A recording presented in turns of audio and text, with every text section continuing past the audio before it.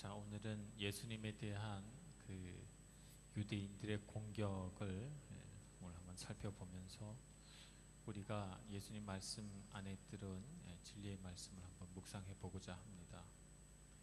예수님이 무척 바쁘셨어요, 그죠? 여기 보니까 20절에 집에 들어가시니 무리가 다시 모임으로 식사할 겨를도 없는지라 이렇게 말씀하셨어요, 그죠?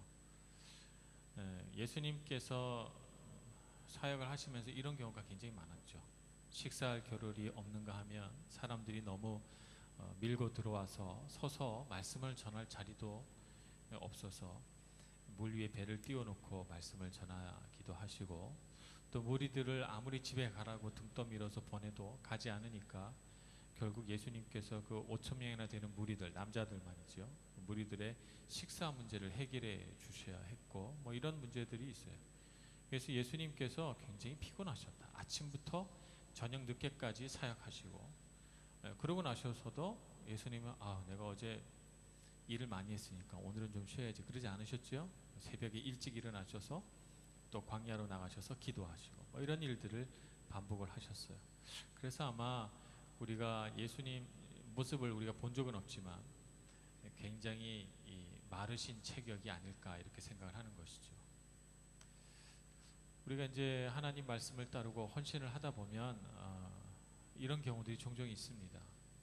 내가 헌신을 한다 그러면요, 두 가지 반응이 나와요. 첫 번째 반응은 누군가가 굉장히 교회 안에서 혹은 세상 가운데서 헌신을 하면 그것을 귀히 여기고 존중해주고 기뻐하는 사람들이 있는가 하면, 또 다른 부류의 사람은 저 사람은 되게 착하고 뭐든지 부탁하면 들어주고 만만한 사람으로 여기고 이용해 먹으려고 하는 사람들이 또 있어요. 그런데 많은 사람들이 누군가가 나를 존중해주고 거기에 대해서 기뻐하는 경우에는 시험 드는 일이 잘 없어요. 그런데 저 사람 봐라, 되게 착하네, 이렇게 생각하고 이용해 먹으려고 하면 그때 사람들이 시험에 들어요. 그래서 종종 저한테 와서 이제 상담을 하죠. 목사님, 이런 경우에 저 사람이 나를 이용하려는 것 같은데 어떻게 해야 돼요? 뭐 이렇게 저한테 와서 상담하는 경우들 가끔 봅니다. 어떻게 하면 좋을까요? 여러분 마음속에 기쁨을 잃지 않으시기를 축복합니다. 기쁨을 잃지 마세요.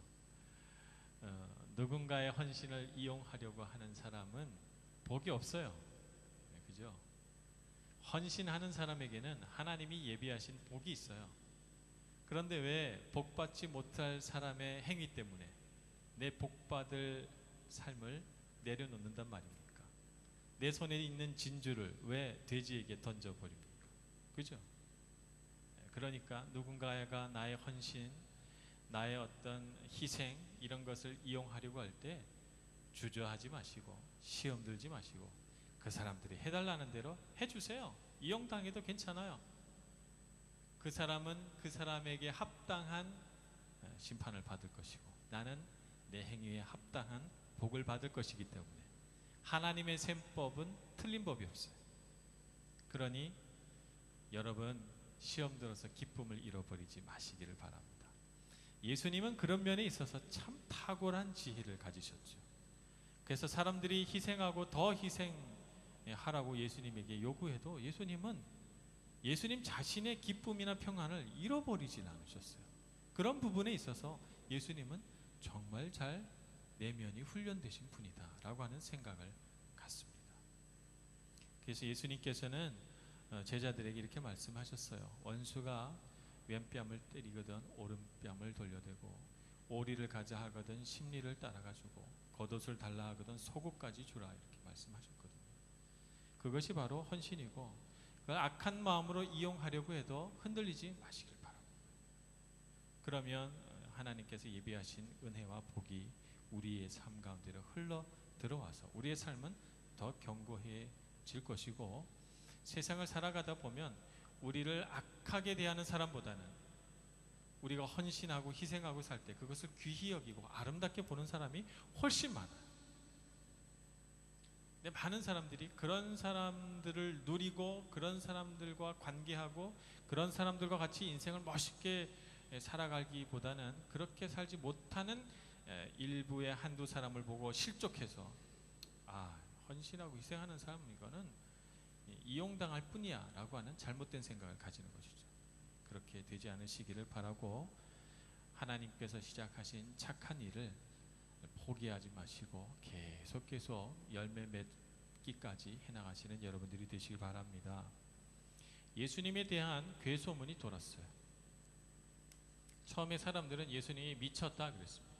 목수의 아들로 태어나서 그저 목수의 일을 거들었던 아들, 어머니 눈에는 참 잘난 아들이지만 세상 사람들의 냉정한 평가에 따르면 그는 신분이 천한 자요 직업이 별 볼 일 없는 그런 평범한 사람이었어요. 근데 그 평범한 사람이 어느 날 갑자기 많은 사람들에게 인기를 얻고 그리고 능력을 행한다고 하고 그러면서 사람들이 따라다니고 제자들이 생기기 시작하니까 이해할 수가 없는 거예요.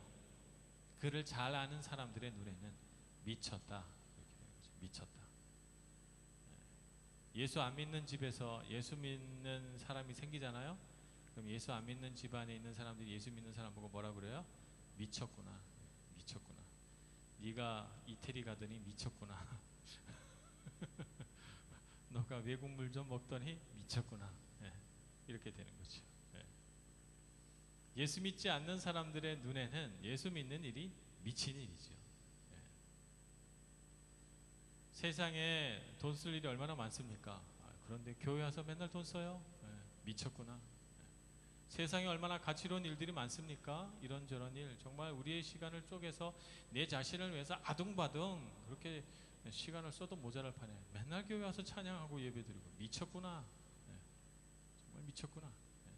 세상 사람들이 얼마나 경쟁 심하게 해요? 앉아가지고 열심히 공부하고 파고들고 사람들 내가 인간관계 맺고 어떻게든지 높이 올라가려고 발악을 해야 되는데 교회 가가지고 하나님이 다 해주실 거예요. 미쳤구나. 미쳤죠. 예수 믿지 않는 사람들의 눈에는 하늘의 신비가 보이지 않습니다. 인생을 그렇게 단순 논리로 바라보면 인생은 언젠가는 허무해지고 후회하는 날이 옵니다. 인생은 그렇게 우리가 산수 계산하듯이 1 더하기 1은 2가 되는 이런 공식처럼 인생이 펼쳐지지 않아요. 사람의 인생은 신비입니다. 얼마나 많은 일들이 일어나는지 몰라요. 제가 살아온 인생도 46이니까 그렇게 길지 않은 인생인데 저도 참 별의별 일을 다 겪어봤어요.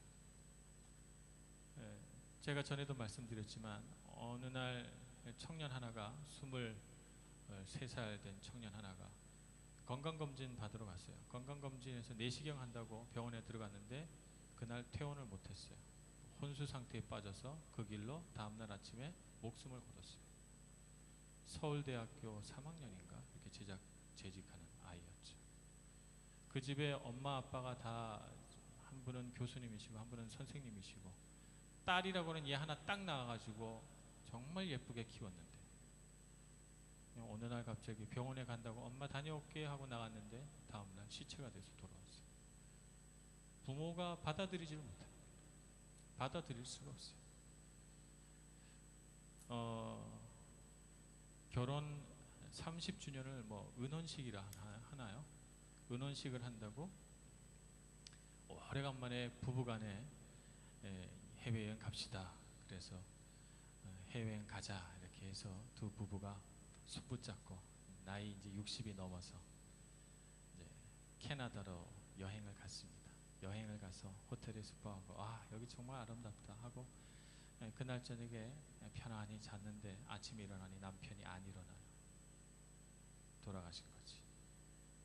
돌아가신 것도 몰랐어요. 아침에 일어나 보니 안 일어나서 만져보니 차가운 거죠. 제가 말씀드린 건 다 제가 겪은 일이에요.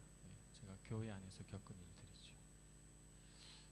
인생은 그렇게 1 더하기 1은 2식으로 펼쳐지는 인생이 아닙니다. 오늘 우리에게 주어진 삶이 얼마나 가치롭고 귀한 시간이고 삶인지 몰라요. 이런 귀하고 아름다운 시간을 어떻게 하든지 누가 한 사람이라도 거꾸로 뜨리고 누가 한 사람이라도 내 뒤로 밀어 밀쳐놓고 내가 앞서가는 것이 우리에게 기쁨을 주지 않아요. 그게 잘 사는 것이 아닙니다. 우리의 기쁨은 하나님께 있고 생명을 주신 하나님으로부터 우리가 왜 이 땅에 부름받았고 우리가 왜 이 땅을 살아가며 왜 우리가 이곳에서 하나님을 찬양해야 하는지 그 이유를 발견하고 그 가운데 섭리하시고 이끌어 가시는 하나님을 바라보면서 주님이 주신 은혜와 복을 누리는 것, 그것이 우리가 해야 할 일입니다. 그것이 우리를 충만하게 하고 우리를 정말 기쁘게 하는 일이죠. 그것을 모르니까 예수님을 바라보는 이 형제들과 서기관들과 바리새인 눈에는 예수님은 미친 거죠. 미쳤어요. 그래서 귀신의 왕을 힘입었다 이렇게 비방을 합니다. 어떻게 보면 미쳤다라고 하는 건 참 순수한 반응인데 귀신의 왕을 힘입었다라고 하는 건 악의적인 비방이죠. 예수님께서 비유로 말씀하십니다.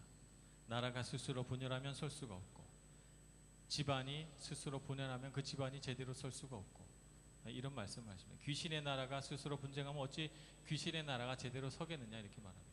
그렇죠. 귀신을 힘입어서 귀신을 쫓아낸다는 게 논리적으로 말이 됩니까?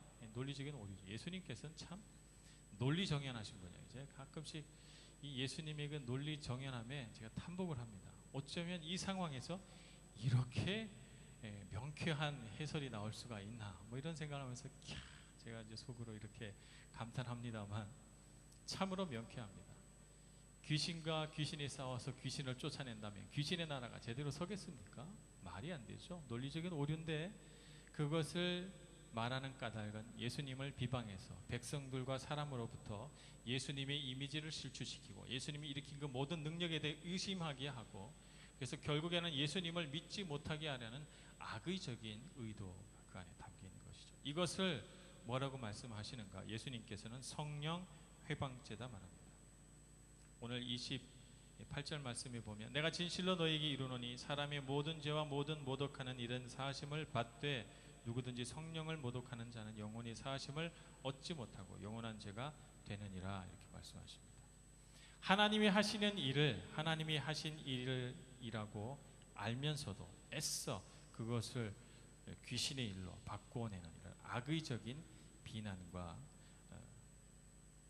비방은 성령 해방죄에 해당이 된다 이렇게 이야기하는 것입니다. 오늘 그래서 우리는 하나님이 하시는 일이 어떤 일인가 하는 것을 잘 보고 하나님이 하신 일을 분별하고 쫓아가는 그런 능력을 자꾸 길러야 됩니다. 우리 삶에서도 그렇고 우리가 속한 세상에서도 그렇고 우리가 속한 교회에서도 그런 거예요. 그래서 하나님이 하신 일을 잘 봐야 되는 것입니다. 그런 일이 있어서 분별하는데 제일 중요한 것이 바로 하나됨이죠.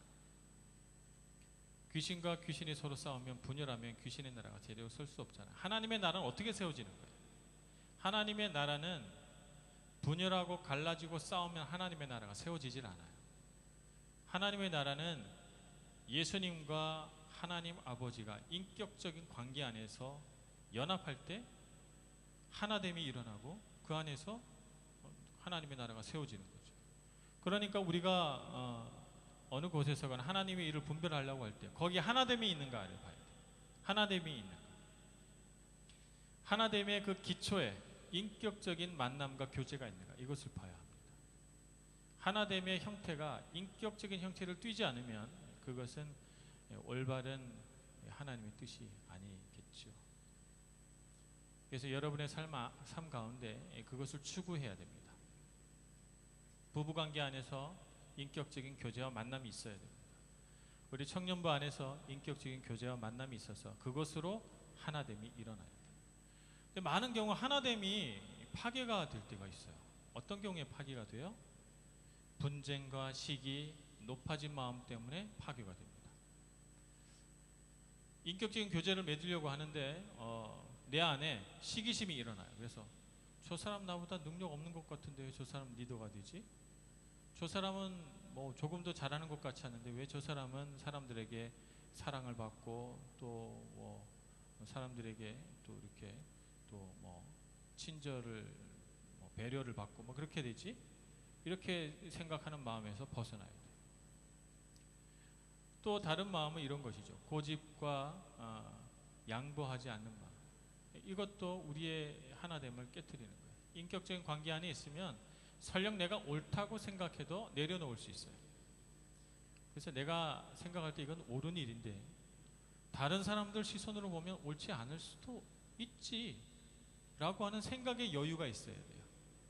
우리 생각의 페이지를 내 생각으로 꽉 채우지 말고 내 생각의 페이지에 한 3분의 1은 비워놔야 돼요. 왜냐하면 다른 사람의 관점을 위해서 비워놔야 되는데 내 생각으로 꽉 채워놓은 게 이게 고집이에요.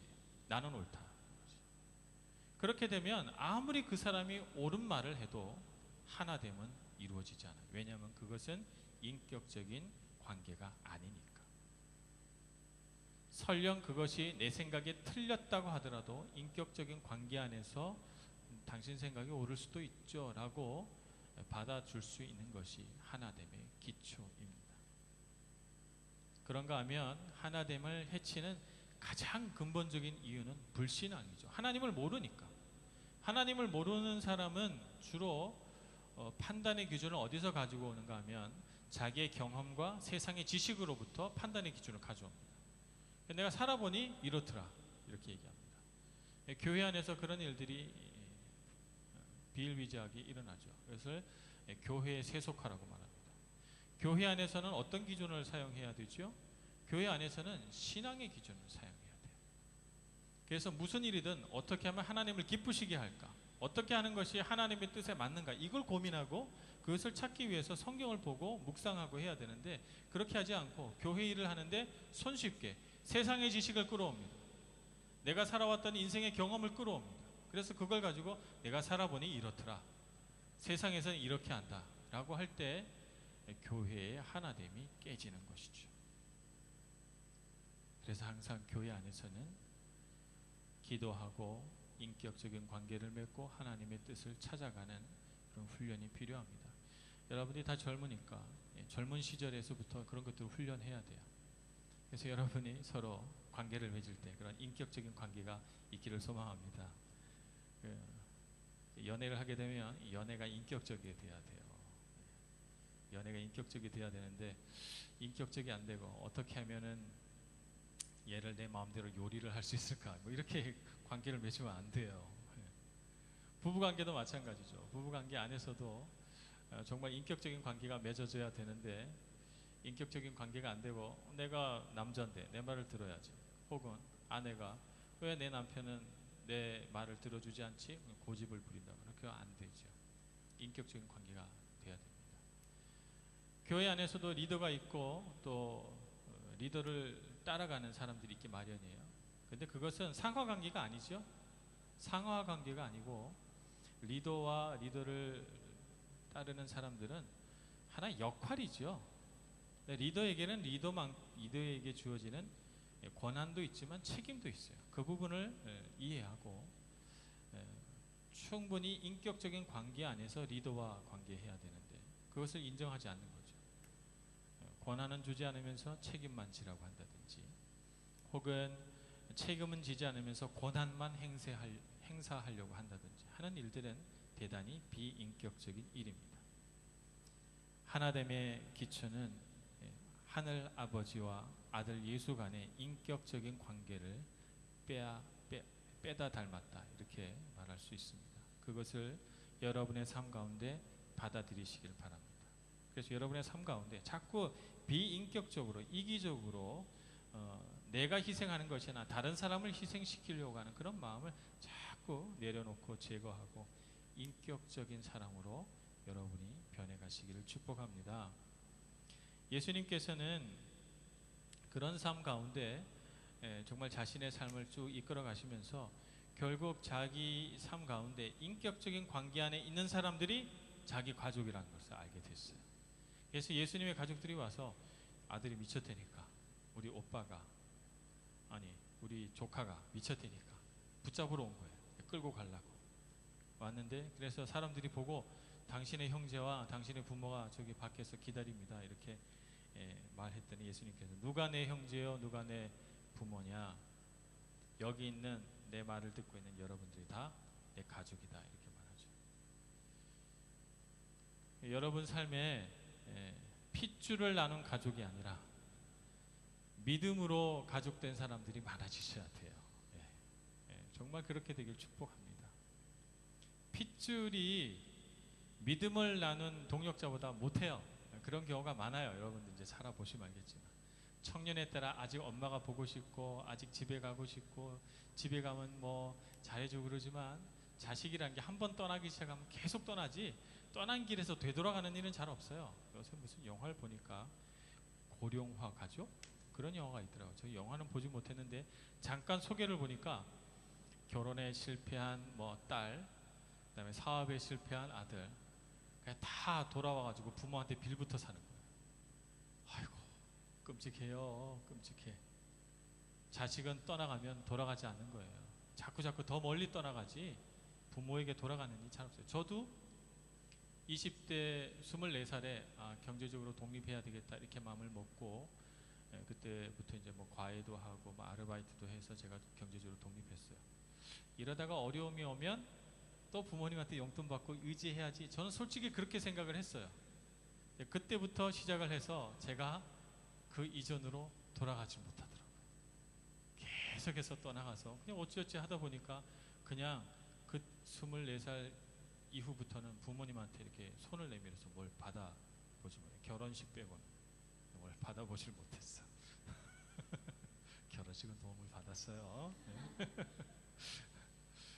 도움을 받아보질 못했는데, 그렇게 해서 이렇게 보니까 마음도 떠나고 어머니 아버지가 정성 들여 키운 내 모습이 아니라 벌써 그때로부터 떠난, 그래서 예수 그리스도를 믿는 믿음 안에서 변화된 내 자신은 어머니 아버지가 생각하는 그 사람과 완전히 다른 사람이에요. 가면 어머니 아버지는 제 어렸을 때 모습을 가지고 아이고 리노야, 뭐 제 또 어렸을 때 뭐 이름이 봄이었어요. 봄이야 뭐 하면서 이렇게 얘기하지만 저는 달라졌죠.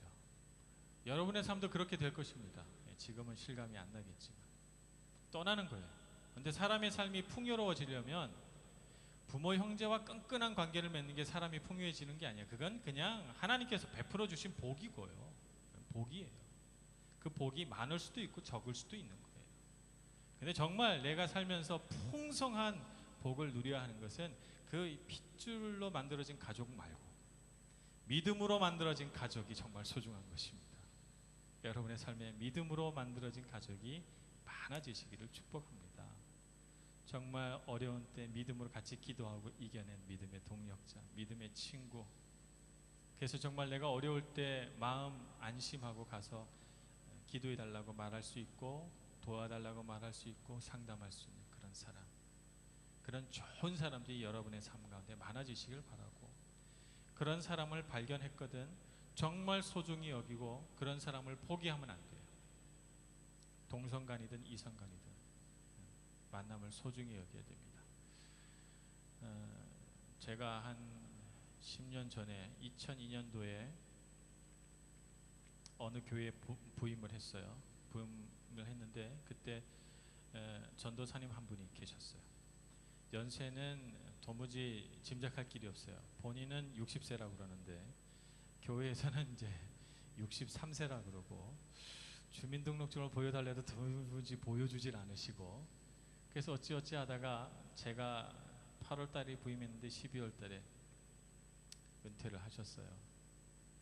근데 이분은 처녀 시절 사진을 보면 참 곱게 이렇게 생기셨는데 하나님을 신랑으로 여기고 평생 독신으로 헌신하겠다고 서원을 하셨어요. 그래서 그때로부터 한 3, 40년을 쭉 독신으로 사시면서 전도사를 해오신 분이에요. 제가 가서 사실 저하고는 같이 뭐 이렇게 사역할 일은 없었는데 제가 가서 보니까 너무 착하시고 신앙도 좋으시고, 이 할머니 전도사님이 내가 살아오면서 이렇게 좋으신 분을 만나본 적이 없어. 그래서 제가 결심했어요. 이분은 내가 평생토록 관계하리라. 그래서 지금도 만나죠. 지금도 한국 가면 전화하고, 그래서 지금은 제가 전도사님보다 훨씬 여유 있잖아요. 그래서 뭐 봉투도 드리고 뭐 이제 음식도 갖다 드리고 밥도 사주고 그러면 막무가내요. 빚을 내서라도 제가 준 것보다 1.5배를 줘야 속이 시원하세요. 어떤 때 눈물이 나요. 그렇게 하고 돌아서 오는데. 그런 좋은 분은 세상에 흔하지 않아요. 정말 드물죠. 그래서 저는 나도 내가 나이 저렇게 먹었을 때 저분과 같이 저런 사람이 되었으면 하는 바람을 가지고 그 전도사님이 이 세상 생명 다하는 날까지 내가 자식처럼 그렇게 해야 섬겨드려야 되겠다 하는 마음을 갖고 이태리에 와 있으니까 제가 잘 못하지만 그런 마음이 있어요. 여러분의 삶 가운데 정말 그런 사람이 나타났다 그러면 정말 어떤 대가를 치르더라도 그 사람은 꼭 붙들어야 돼요. 사랑해야 되고 아껴야 되고 관계해야 되는 것이죠. 그런 사람들이 여러분의 가족입니다. 여러분의 가족이에요. 그러니까 그런 사람을 발견하는 이런 마음, 그런 사람을 찾는 그런 신앙을 가지고 여러분의 가족들이 많아지시길 축복합니다. 제 마음 가운데 갖고 있는 소원은 우리 밀라노 한인교회 그런 사람들이 정말 가득했으면 좋겠다는 그런 바람이 있어요. 그래서 우리 밀라노 한인교회에 속한 사람들은 오면 세상에 이렇게 착한 사람들이 또 있나, 이렇게 신앙 좋은 사람들이 또 있나 그러면서 야 세상에 좋은 사람은 다 모아놨네 뭐 이런 그런 것을 저는 꿈꿉니다. 그렇게 되기를 원하고 여러분들이 한 사람 한 사람이 그런 사람이 되시기를 축복합니다. 그래서 어려운 때를 살아가는 이때 여러분들이 예수 닮는 사람이 돼서 우리 밀라노 한인교회가 정말 그런 능력이 있어서 풍성하고 아름다운 교회가 되기를 축원합니다. 기도하겠습니다. 하나님 아버지의 사랑을 감사합니다. 우리가 때로 인생길을 걸어가며 우리가 주저하고 망설이고 때로는 지나온 길을 되돌아가려고 할 때 주님 우리 손을 꼭 붙들어 주시옵소서. 말씀 앞에 세워주시고 주님께서 부르시는 음성을 듣게 해주시고 광야 같은 이 세상 가운데서도 힘을 잃지 않고 예수의 제자된 사람으로 힘있게 살아갈 수 있도록 복 내려 주시옵소서. 예수님의 이름으로 기도합니다. 아멘.